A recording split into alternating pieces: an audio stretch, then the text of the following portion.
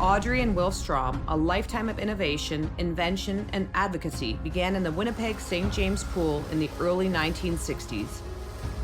In 1976, their lives and the lives of countless athletes would change forever when a young visually impaired swimmer by the name of Tim McIsaac decided he wanted to join their swim club.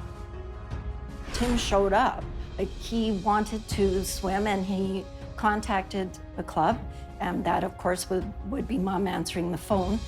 They talked about it, and Dad had the firm and strong belief that every kid should have a chance. So he started immediately thinking of ways that he could make this work.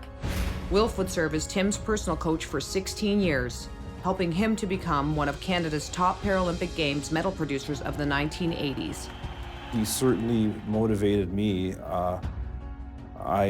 I just trusted him and tried to do as best I could what he wanted me to do in practice every day, because I just believed that if I stuck with what he was trying to get me to do, that I would be successful. And for the most part, it worked.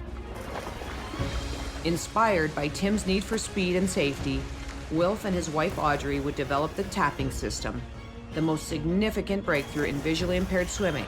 It's still used today. Wilf would also serve as the Canadian blind sports national coach in the 1980s and was responsible for dozens of other world champions and world record holders. Audrey Strom's contributions would come behind the scenes, in boardrooms and on technical committees, as a senior administrator of sports for the visually impaired and other persons with a disability, and as the author of the rulebook and the coaching manual for visually impaired swimming as we know it today.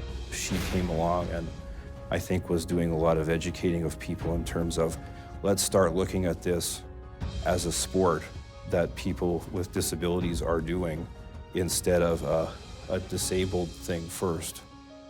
Wilf Strom passed away in 2007, but his career and Audrey's have left a lasting legacy, a career devoted to a single goal: to give their athletes a more fair chance in the pool and in life. I'm just so honored and privileged and proud of the fact that because they were like Mom and Dad, that we're like a family, now that they're going to be in the Hall of Fame too, we're all going to be together forever.